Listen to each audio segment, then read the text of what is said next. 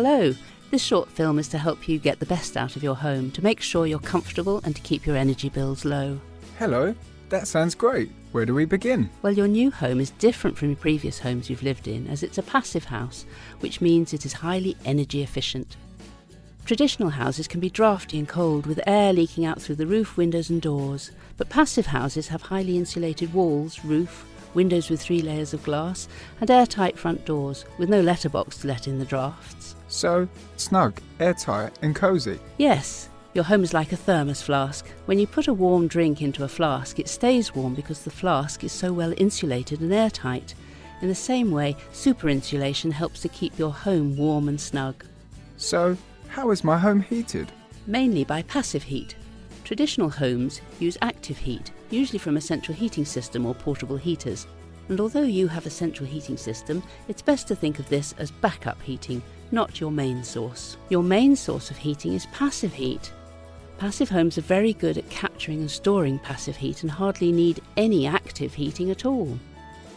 Passive heat comes from a number of sources, including the sun shining through your windows, the people in your home and what they're doing, your pets, your TV screens, games, consoles and laptops, your water heater and the appliances you use every day, and of course all the lights you have on. All this combined gives off a lot of passive heat. And as your new home is airtight, this passive heat stays inside your home, keeping it warm.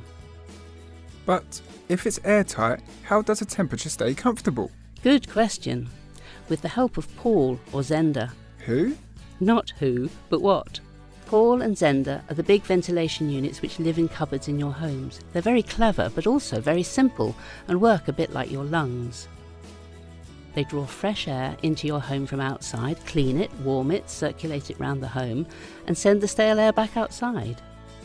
The air in your home is changed around 8 times a day, and because it's filtered air, some people notice that they feel much healthier and have fewer coughs and colds. But to make sure the air is always fresh in your home, there are a few things that you can do to help. Never switch Paul or Zender off. Remember, they're like your home's lungs, providing continuous fresh air. They only cost a small amount to run. Make sure that the ceiling or wall vents in all the rooms are never covered, or Paul and Zender can't breathe. And really importantly, make sure that Paul and Zender's filters are changed every 6 months. Circle, Old Ford, will arrange this, but you may need to remind them. And finally, you have a control panel in your kitchen which looks like one of these. This is where you can change the speed of the air circulation to keep your home comfortable.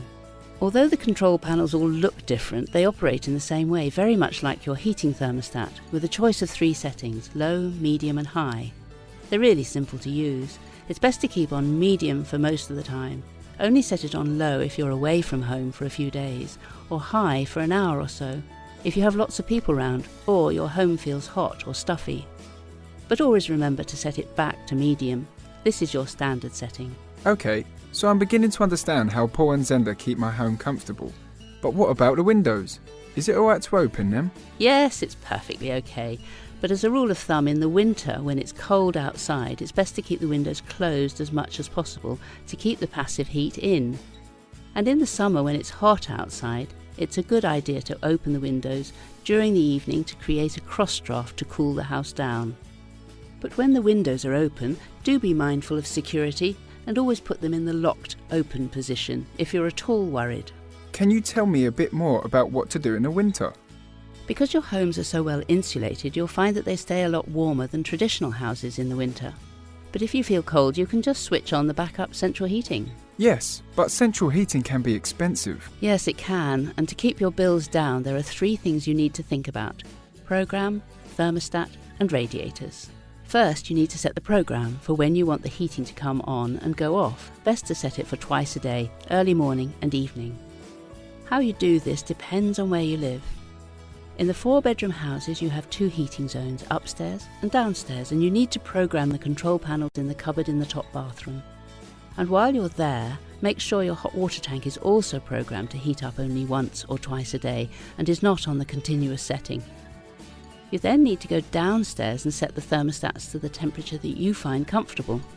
Typically 21 degrees for living areas and 18 degrees for bedrooms.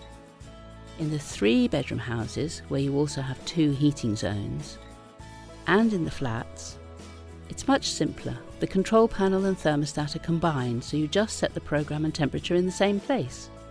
And finally, in all the properties you can adjust the room temperatures by the TRVs. What are TRVs? They're thermostatic radiator valves. You'll find them on the radiators in all the rooms where there isn't a thermostat. They have a range of settings from off to maximum, and you just turn them up or down to make the radiators hotter or colder. Off, frost setting, kitchen, bedrooms, living rooms, high, maximum heat. This means that if your son always feels too hot, he can turn down the TRV in his bedroom to number 1 or 2. And if your daughter always feels too cold, she can turn up the TRV to 3 or 4. So no more fights about heating. And everyone's happy. But if no one is using a room, remember to turn the TRV to off or to the frost setting, so you're not wasting energy and money. So that's helpful about the winter. Any tips for the summer? The trick in the summer months is to think about how to keep your home as cool as possible. As soon as the weather starts to get hot, first, make sure the central heating is turned off. And second, try and keep down the amount of passive heat you're producing. Turn off appliances during the day when you can, especially if you're not using them. For example, turn off your TV screen when not in use. Close down laptops and game consoles. Try to avoid using the washing machine during the day. And where possible, don't use the tumble dryer at all. Hang your washing in the garden instead. And third, take some tips from people who live in hot countries who know how to keep their homes cool. In the heat of the day, try to keep your homes as dark as possible, with curtains, windows and shutters closed, especially in rooms you're not using. And during the evening, when it's cooler outside, try opening your windows to create a cross draft, thereby trapping the cool air and bringing the temperature down indoors. And finally, try turning Paul or Zender to the highest setting at the hottest parts of the day and for 20 minutes before you go to bed. This should cool your home down. So that's it then. That's an awful lot of information to remember. It is, but the more you understand how your home works, the simpler it will become. Just remember that your passive home is like a thermos flask. It's well insulated and airtight. It makes its own passive heat and has a continuous supply of clean, fresh air breathed in and out by Paul or Zender, which you can control at the panel in your kitchen. Medium is the best setting for most of the time. And remember, there are different rules for winter and summer. In winter, when it's colder outside than inside, you're trying to keep the passive heat in by keeping the windows closed.